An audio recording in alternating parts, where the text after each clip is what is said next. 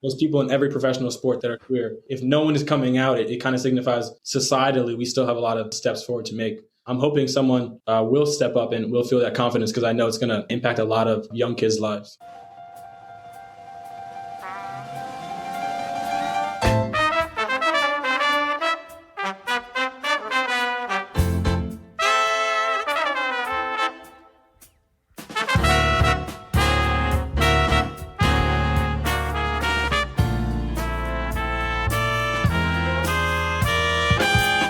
Dave Bolger here, and welcome to Had I Known, a show that explores the journeys of some of the most interesting members of the Hamilton College community. This week's guest is Kenna Gilmour, class of 2020. All right, back at it again. Hello to all of you listening on 88.7 WHCL FM, Clinton, New York. You know, having this show air on WHCL has been fun because I get to be a part of the email list, the WHCL email list. And if I didn't feel old before, I feel old now. Being lumped in with the college DJs. I'm like a living version of that Steve Buscemi meme. Hello, fellow kids. I'm old. Anyway, it's been fun being back on WHCL, where this show can be heard every Sunday morning at 8 a.m. Eastern, streaming on WHCL.org, or if you have a smart speaker, just ask it to play WHCL FM. And if you're listening to this on WHCL and enjoying what you hear, you can subscribe to the podcast. Find it wherever you get your podcasts or go to hadiknown.buzzsprout.com. Again, hadiknown.buzzsprout.com. And leave us a review. Tell us what you think. And speaking of Buzzsprout, we haven't talked about them in a while. You know, now is as good a time as any to start a podcast. Whether you're looking for a new marketing channel, have a message you want to share with the world, or if you just think it would be fun to have your own talk show, podcasting is an easy, inexpensive, and fun way to expand your reach online. And Buzzsprout is hands down the easiest and best way to launch, promote, and track your podcast. Your show can be online and listed in all the major podcast directories like Apple Podcasts, Spotify, Google Podcasts, and so many more within minutes of finishing your first recording. It's what I use to launch this show, and it couldn't have been easier. They go out of their way to be helpful to make sure you're successful. They give you a great-looking podcast website, audio players that you can drop into other websites, detailed analytics to see how people are listening, and tools to promote your episodes, and a heck of a lot more. Sign up for a paid plan using the link in the show notes, and Buzzsprout's going to give you a $20 Amazon gift card just for signing up. And you'll support this show in the process. That's a win-win-win. Well, I don't know, a lot of people win in that scenario. Podcasting isn't hard when you have the right partners, and the team at Buzzsprout is passionate about helping you succeed. Join over 100,000 podcasters already using Buzzsprout that get their message out to the world. Go ahead and create something great with Buzzsprout. All right, let's get into this week's show. Now, so far in this show, I've only really talked to old people like me. But the more conversations I have, the more I'm reminded that it's the students who shape what the school is. And given all that's been going on over the last year, I thought it was important to find recent graduates to talk to about their experience. And as I started to ask around, this week's guest name came up over and over and over again. Kenna Gilmour, class of 2020. Kenna was a dominant force on the men's basketball team. He finished up his career number 5 on Hamilton's all-time scoring list. He won one of the most prestigious awards in Division III basketball, the Josten Trophy, awarded to the top scholar-athlete basketball player in the country. And he received the NCAA's first ever Division III LGBTQ One-Team Recognition Award, which honors the academic achievements, athletic excellence, and service leadership of LGBTQ student athletes. In our conversation, Kenneth shared the story of him coming out to Coach Adam Stockwell and then ultimately to his teammates. And in talking about that experience, you'll hear immense pride in the role model he became for other student athletes and other students. And it's that pride and that leadership that he demonstrates that people talked about when they suggested Kenna be a guest on this show. And that's ultimately why he won so many of the awards that he's won over the last year. Yes, he's a great basketball player, but clearly people recognize him for who he is as a person and what a true leader he is. This is any indication of the type of student that Hamilton's churning out. I think the school's doing all right. Here's my conversation with Kenna Gilmour, class of 2020. Kenna, how are you, buddy? I'm doing pretty well. I drove back to Connecticut today from New York, and I'm getting my COVID vaccination tomorrow. So I'm looking forward. All right. I get to jump the line because I'm an educator, so that helps. So I'm looking forward to that. Hopefully I don't get too tired. World's going to return to normal for you, or at least a little bit more normal, right? Fingers crossed. I'm looking forward to after I get the second dose, because I'm taking the Moderna shot, and hopefully like around a month and a half, I can be a little bit more lax. Good for you, man. I hear that second one's a doozy. Buckle up. Yeah, I've heard the same. We'll see. How's life as an educator treating you now that you're in the real world? Yeah, it's been a really interesting experience with COVID. I'm one of the few individuals who was able to go to school in the beginning of Zoom learning and then teach on the same platform. So I think I have a little bit of an advantage being younger and tech savvy. So it's been going pretty well. Oh, that's interesting. There must have been some empathy for your students, having just been through it yourself on the back end of your last. Yeah. Huh. And how was that? The class that graduated in the middle of a pandemic. It was a little bit bittersweet. I was so happy how the 3.75 years I got in person had gone, so that I couldn't complain too much. But it was a little bit sad not being able to get that in-person graduation. But hopefully we're able to get that in the future. I know that there's some tentative plans set in place if everything goes well. I really interesting. Seeing everyone if that can't happen. So there's talk of having you back up on the hill to yeah. I think it was walk the walk and get the cane and the whole bit. Yeah, so we do not have the cane. We have the physical diploma, but I'm definitely looking forward to getting a cane of my own. It's had a home in just about every office I've had throughout my career. Oh wow, so let's say, I hope that does happen for y'all. Yeah. And you're coaching now. Yeah, so I'm the assistant coach of the boys varsity basketball team at Pomfret, and the head coach is also a Hamilton alum, Rob Josten. He also played on the team a couple years before I did, but we always talk about that. So. Oh, that's awesome. And how do you like coaching? I love it. Again, with COVID, it's a little bit less hands-on than I appreciate, but I was able to really do a lot of work with the players outside in the beginning of the year, and we got some indoor stuff. It's great to be able to play still sometimes, and it reminds me I still got it a little bit. All the way, but. Show those punks what it's all about, huh? Exactly.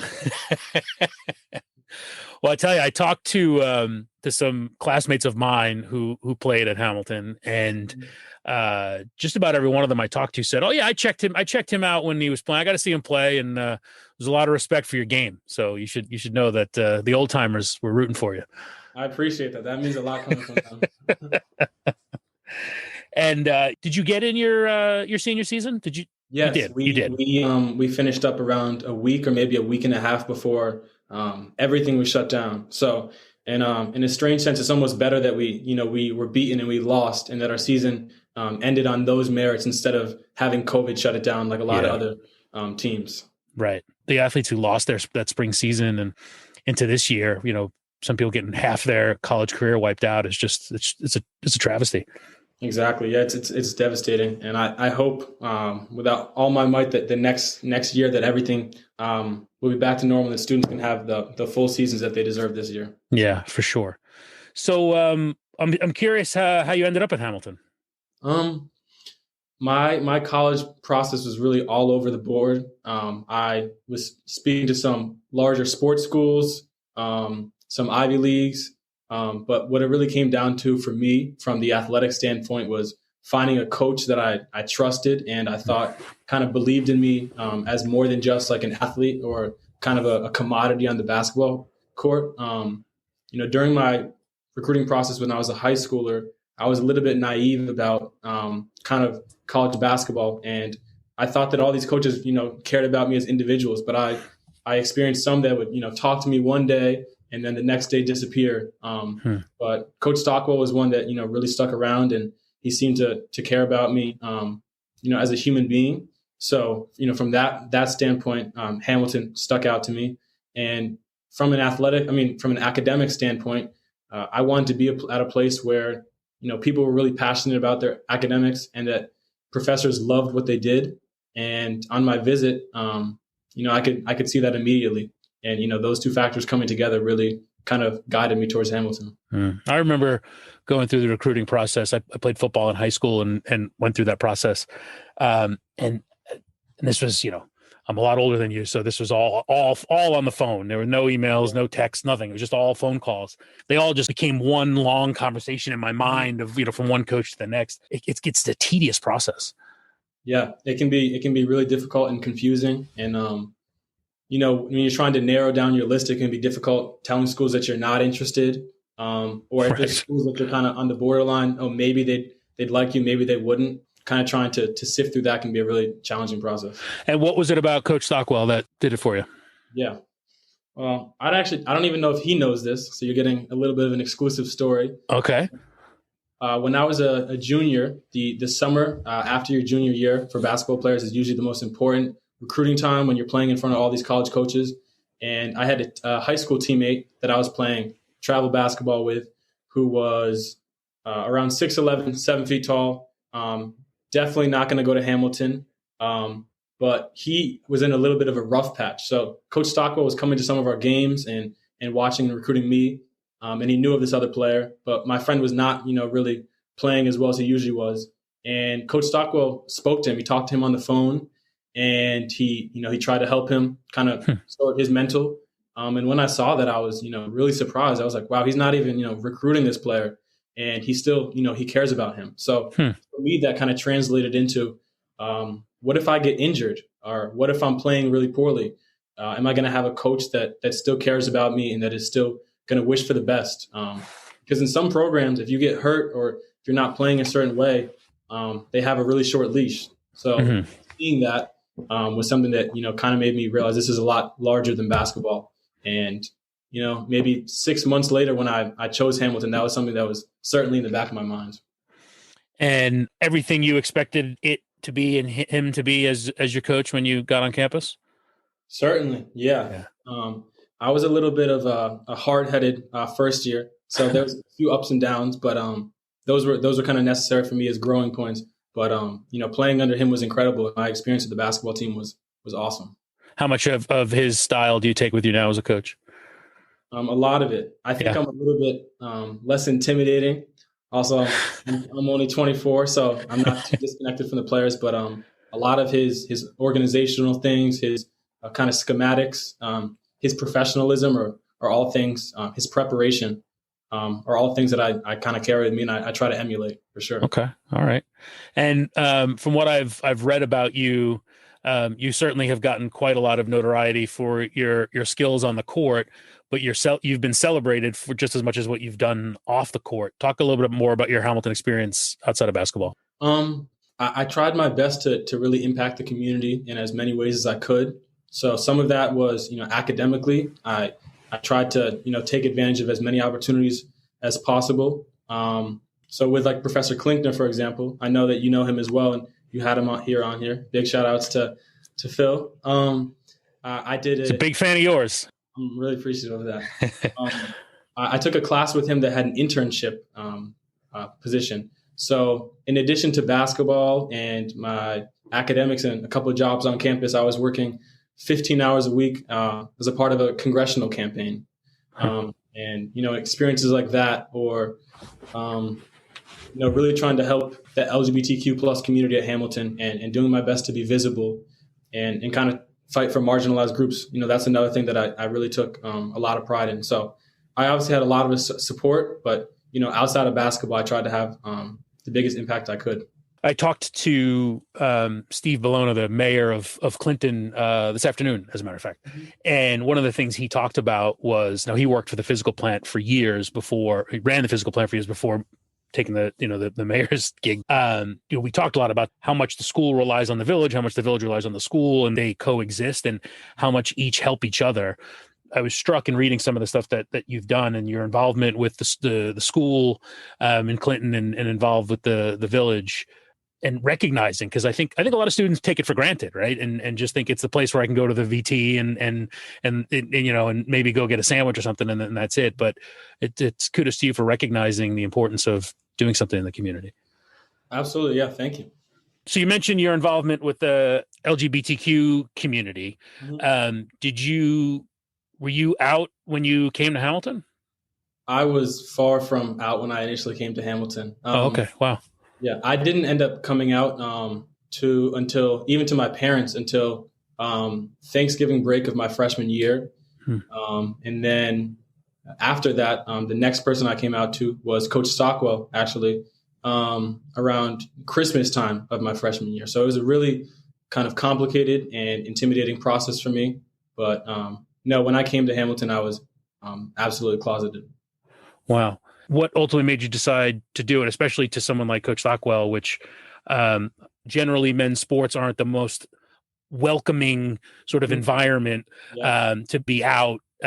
So was there apprehension in coming out to him? Personally for myself, there was just a lot of, hesitation of coming out in general. Some people in the queer community don't realize till like later on in their life that they are, not straight or not cisgender or, kind of whatever they identify as. But I was very aware since I was, young that something was different. But I also saw the, the stigmas, kind of the negative stereotypes and tropes, the representations on media. So it took me really a long time to kind of come to the confidence to even accept to myself that I was gay. So that was around maybe a month or two before I even got to Hamilton that I acknowledged that this was, a part of who I was going to be. And, I was naive enough that, when I committed to Hamilton, I envisioned it as this utopia of, inclusivity and wokeness. So when I got on campus and I realized that, this institution or the people that occupied the institution were, very similar to kids like my age all over the country, I realized, all right, if I'm going to do this, it's going to be a process and something that I'm going to have to really be comfortable with. So you did not feel the utopian environment that you expected when you got there. You sensed it was going to be more of a challenge. Yes. Initially, just with a lot of first year students being insecure and trying to fit in, casual homophobia I saw. Some of it was from athletes, some of it was not. I didn't see it, directly targeted towards anyone, but there was obviously certain slurs and certain language that was used that made me realize that, oh, okay, maybe this is not, again, like I said, this perfect place that I had imagined it to be. And, maybe that was an unfair expectation of me coming in at 18 or 19 years old. Yeah. And then you mentioned everyone trying to fit in early on. Everyone in some shape or form is trying to figure out who they are, especially in those 4 years, to have the added pressure of having concern or fear for how you'd be accepted for who you ultimately, have realized who you are. It's unimaginable to me. So I'm curious, when you did come out, what kind of support or not did you feel like you got on campus? Yeah. I feel like the support I got overall was tremendous. I after coming out to Coach Stockwell, I did not, open up to any of my teammates until the spring. I thought it was going to be kind of too much of a burden for me to have, especially during the basketball season. But after my season ended, I kind of gave myself an ultimatum. I said, when we have the returners meeting, which is a meeting for all the players who are going to be playing in the next season, I said, when we have the returners meeting, I'm going to talk to my two closest friends on the team at that point, who are also freshmen, Vincent Shio, and I was going to come out to them. So in that process, I remember we were walking from the alumni gym to the public locker room, and I told them both, I have something, really important I need to tell the two of you. And we were in the public locker room. There was no one around. And they said, okay, just, tell us here. We're here for you. And I was so uncomfortable. I said, I don't trust this space. Someone could be walking by. Let's go somewhere more private. So we walked to North Dorm, and in the basement, there is like a workroom. So I was sitting at a desk and they were both on a couch. And I remember I was so nervous and apprehensive, and, they could see this in my body language. And one of them said, "Oh, did you get a girl pregnant?" And for some reason, that question was so far off what I was, going to tell them that Yeah. I relaxed a little bit. Huh. And, after I came out to them, they, were really, really accepting. It was certainly a surprise to them, especially like you said, athletics is not usually a space, especially men's athletics is not often a space where there is, openly, gay people. But they were incredibly accepting and had my back. And as I came out to more people on the team, I really felt, a general support. And I didn't really get much of a negative pushback at all, honestly. Did you feel like people change, positive or negative? That was there a walking on eggshells or a fear of saying something once you came out? Yeah, definitely. And that's got to be hard too. Yeah, no, for sure. A few of my teammates who in the past had again casually used homophobic language, not towards me, but just in general, apologized, and I think that there was a little bit more of a policing of their language. But for a lot of them, I think it broke some of the stereotypes that they had envisioned. I don't think that they, imagined that someone that would be, trying to dunk on them in practice would also be gay. Right. Right. I think there was a kind of an appreciation for my vulnerability, and it made me a lot closer with some of my teammates. Did you feel, did it become an issue at all ever from opposing teams? No, I'm not. Despite me being so open, I'm not sure other teams really knew. Okay. I mean, not that you'd announce it, before tip off or anything like that. I just didn't know if it would start to get out or, So word would start to spread. I think some people did know, but there was no really instances of, someone on the other team trying to heckle me or saying something. And I really got, a lot of the people we competed with in the NESCAC I had respect for. Some of them I, kind of developed relationships with after playing against them 10 times in my career. So I did not receive any pushback at all. That's great. So I guess, and I'm sure you've gotten this question a lot, to you, does that signify that there has been a change and that there can and should be, certainly there can, but there should be more openly gay male athletes in sports? I mean, are we at a point where you think it can happen? Yeah, I think we're getting to that point. If you look in the NFL, the MLB, the NBA, there's not one openly gay man, right, which may signify that we, still do have a lot of progress or work to get towards, because I think when the environment is right, the people are there, There's people in every professional sport that are queer. If no one is coming out, it kind of signifies societally we still have a lot of, steps forward to make. But I'm hoping someone will step up and will feel that confidence, because I know it's going to kind of impact a lot of young kids' lives. For those that don't know, you were recognized as a NCAA GLBTQ Athlete of the Year, for the first one that so the creation of this recognition hopefully signifies a societal shift and just a willingness to recognize and celebrate athletes such as yourself. Yeah, I was really happy that award was, created and that I was considered for it.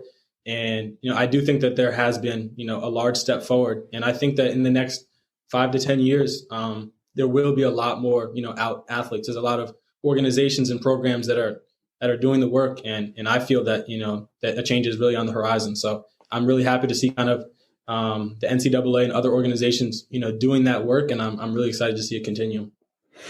And then, of course, you also Josten's Trophy winner, all this, all that. It's about the basketball first, right? Thank you. Yeah. I don't want anyone thinking that I was a bench warmer. Member of the 1,000-point club. There's a lot of you've left your mark on the basketball team for sure. Tried to, definitely. And then, what was the reception like on campus? So you mentioned your team. Did you feel any challenges on the campus? I really didn't. No. I think that initially, so the beginning of my sophomore year is kind of the point where I said, I'm just going to be as courageous and open as possible. There's something called the Out and Ally list, which is posted on, in various spaces on the campus, that is a list of essentially the people, the students, the professors, the alumni, and the administrators who feel comfortable sharing that they are a part of the queer community. Mm-hmm. And then there's another section for the people who are, allies of the queer community. So I put my name on that list in the beginning of my sophomore year, and I essentially knew, the cat is out of the bag. But I really received a lot of, positive feedback. There's a lot of other athletes, and there still are, that are, struggling with their sexuality, and who reached out to me and said, thank you for your bravery. And sometimes they had questions as well about, how they should go about that, or how my experience had been. So I luckily, did not really experience much pushback at all. I always felt, safe physically. I have to acknowledge, I'm an athlete, and I'm 6'3", so maybe other people did not have those experiences, but I never felt any negative stigma in that sense either. That's interesting. So you would have other athletes come to you after you came out looking for advice and information on how to approach their own sort of decision. Yeah, it really, kind of opened my eyes up. I initially, thought that I was going to be one of few, or, that I was kind of doing this alone. But, I quickly realized that there was other people that, were going through or are continuing to go through kind of a similar struggle. And that was one of the most rewarding things for me, to realize that, what I was doing was not for myself, but, really kind of helping an entire, group of people that are all kind of struggling with something. Yeah. And then in addition to your work in helping to support members of the GLBTQ community, you were also on campus at a time when the school was wrestling with, how to handle diversity, equity, and inclusion. And as I understand it, you were pretty active in that movement as well. Talk about that a little bit. Yeah. I've really been passionate about DEIJ since my time in high school, and similar to my work with the LGBTQ plus community. I want to work to help every marginalized community fight for the equity they deserve. So on Hamilton's campus, there was a variety of organizations that were kind of creating safe spaces for Black and brown students to kind of express their struggles on campus, their struggles with the world at large. So, I was a member of BLSU, the Black and Latinx Student Union, for a couple of years. I was a member of the Brothers Organization, which is an organization for all students but specifically for men of color. And I was the president my senior year. So we did a lot of work, trying to uplift our communities, whether that was helping the ABC House, whether that was working in Utica at the community gardens. And sometimes it was just us, helping each other, or talking about experiencing a microaggression in class, or, being on a team and having someone say something insensitive, and you don't know how to deal with it if you're the only person that looks like you in that group. As the Black Lives Matter movement took off, I really tried to take a leadership role on campus, even though we were at home for a majority of it. Speaking to my own teammates, speaking to other teams, talking to high school athletes who were trying to utilize their platform to further the agenda. And it was I was really happy and surprised to see, how many people kind of stepped into that work. And a lot of people that, in the past had appeared to be apathetic, or maybe not taking a radical stance, realized that, silence also speaks volumes. Yeah. It's like this. Yeah, it was a reckoning, and a lot of people had, on a personal level, had to reckon with their past behaviors, whether they realize it or not. Talked about this before. In fact, we had I had a conversation with members of the class of 1956. So, I think of my time at Hamilton in the 90s as it not being a very diverse campus. Imagine what it was like in 1956. Yeah. These guys, other than one, all, older white men, reckoning with their own white privilege, and what do they do about it now?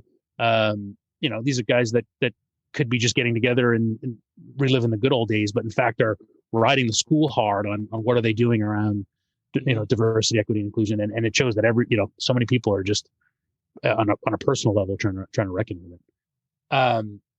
How'd you feel like the school handled some of these issues while you were there? Hamilton, struggles with some of the same problems that a lot of predominantly white institutions, do, that they were, they weren't created for people of color. When they were designed, they had envisioned, straight white men going there, and Hamilton, not even, women went there. Yeah. So I think that there is some, institutional and some structural changes that likely are still being grappled with. But, in my experience, I felt like that there was people that, that wanted to make a change.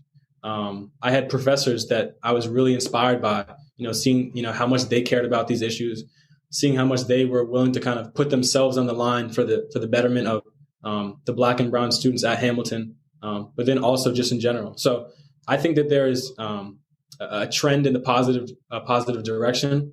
I just hope that it continues and that it is, not just a fad, and that when, the Black Lives Matter movement kind of is replaced or, forgotten about, that this work continues. Because again, it seems like every few years, maybe not to this extent, but every few years there is a racial reckoning that goes on in the United States, and then it is forgotten about, and then people go back to their daily lives. Yeah. Mark Cryer said to me, the key thing he tells people is, how long is your anger? How long can you sustain the anger? Because the story will go away, and I had this conversation with him over the summer when things were still very much active and in the news every single day. And now as it starts to drift away and other things start to take priority in the news, these problems doesn't mean the problem has gone away. And are you still as angry as you were and willing to fight it? And I think that's exactly, what you're saying. Yep. Involved in just about everything you can imagine on campus. To hear you say you're a night owl, now I understand why, because I don't think you sleep. You couldn't possibly have slept in the time you were there doing all the things you were doing. Too much. I wish I had gotten a little more sleep. That's one thing I missed out on. Are you catching up on it now? I'm doing my best to, yes. All right. Of quarantine, I was sleeping a lot more than I had probably done my entire time at Hamilton. Okay. Is staying in education and coaching the long-term plan? I'm very kind of unsure of what, my passions are going to lead me to in the long term. I just want, a job or a career that I feel like I'm making, a positive change in the world. But I have not decided on what, track that could be. So that could be something in the nonprofit industry. That could be something in law. That could be something in, academia or education. So I'm still kind of finding, what direction my passion will take me in. But as long as I'm, really helping people and positively impacting the world, I will likely be happy. Well, there are I hope a lot of influential alums listening. So they'll hopefully they might be giving you a call. What do you feel like now that you're finished with your time at Hamilton? How did the school prepare you for the real world? What do you think? What did you take away from your time at the school? Yeah. In one instance, I would say that the school really just prepared me to kind of treat people as individuals and as human beings, and not really fall into like the hierarchical structure that I was raised on. So in class, with a lot of my professors, I was able to speak to them on an equal level, and I still respected them for their professionalism and their experience, which they obviously have a lot more than I do. But understanding them as human beings and being able to talk to them about issues outside of academia was something that I really am appreciative I had the opportunity to do so. I would also just say, my writing ability, my ability to communicate were things that were, stressed in every class. You can take a math or science class at Hamilton, and there's a large chance you still will be writing an essay. So that is one skill that I'm really glad I have, and I'll be able to kind of wield. But it really just kind of prepared me for, I feel, almost, any situation. Whether it was an essay that was due at midnight and I had, practice till 8 p.m. and I had to figure out a way to get it done, or it was, a game against a team that was undefeated that, I knew that we had to find some way to beat. I kind of feel like I was, everything was thrown at me, and in figuring that out, I kind of have the confidence to kind of take on, any obstacle that comes in front of me. That's good. And now you're passing that on to the next generation. Yep. Pay it forward, right? Mm-hmm. Exactly. Anything surprise you about your current role in teaching and coaching? My professors during my time at Hamilton were all so good that I did not realize how difficult teaching could be. Mm-hmm. I would have a 3-hour class that would seamlessly move from discussion point to discussion point, and I kind of think I was unaware of that there was an individual that was navigating us throughout that entire conversation. So teaching is not the easiest thing in the world. I've learned a lot, and teaching online is even can be even more challenging. But that is something that I was a little bit unaware of, and it just makes me appreciate those people that much more. What are you teaching? I'm teaching English and history to first and second year students. Okay. All right. The cool young teacher. I'm trying my best. Yeah. That's a label I want to occupy for sure. That's awesome. So, thinking back over your 4 years at Hamilton, anything you wish you had known when you arrived on campus? Yes, I actually during orientation trips at Hamilton, on the last day of it, you write a note to your future self. And I was just digging through some of my stuff as before I drove back to Connecticut, and I looked at that, and I remember having so many fears about how I was going to be perceived by other people, how I was going to fit in. And so my advice that I wish I could give to my younger self is to kind of just be your truest and most authentic self. And if you are that, the right people will connect with you, the right people will find you. And kind of worrying about your societal image or how other people are going to judge you is kind of something pointless, and it's a little bit of a waste of time. So I figured that out during my experience, but it likely could have been even better if I went in with that mindset.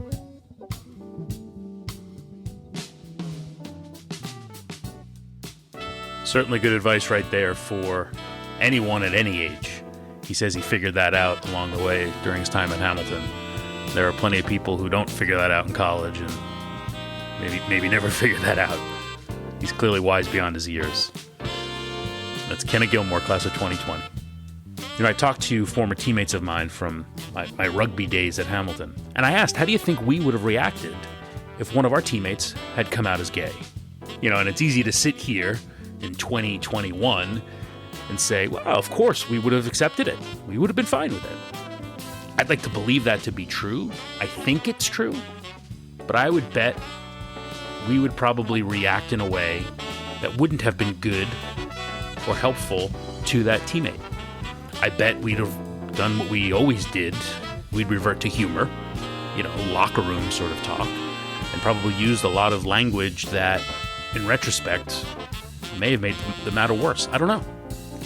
But thinking about how we potentially would have or could have responded in such a situation makes me appreciate even more the bravery that Kenna demonstrated and the leadership he showed in doing what he did. One of the things I asked him at the end of our conversation that didn't make it into the final edit was if he ever got tired of talking about that experience and did he just want to be another basketball player. And he said maybe there were certain occasions where it felt that way, but the more people thanked him and the more people came to him and confided in him, made him feel like he was doing the right thing and making a difference. And he said at the end, so I'm going to keep talking about it until someone tells me to shut up. He's an impressive guy, and I appreciated the chance to get to talk to him. So my thanks to Kenneth Gilmour for joining the show. You have been listening to Had I Known on WHCL-FM, Clinton, New York. HadIKnown.buzzsprout.com. Had I Known Show on social media. As always, my thanks to Dr. Michael Woods for supplying the music on this show. And once again, Doc is going to play us out. Hope you enjoyed the show. We'll talk to you next week.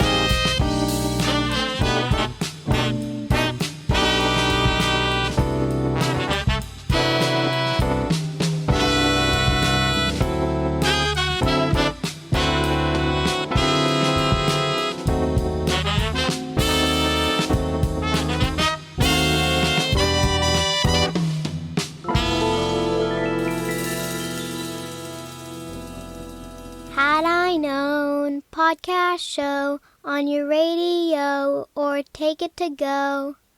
That was good. You want to try it again? Yep. Okay. Why are we doing it again?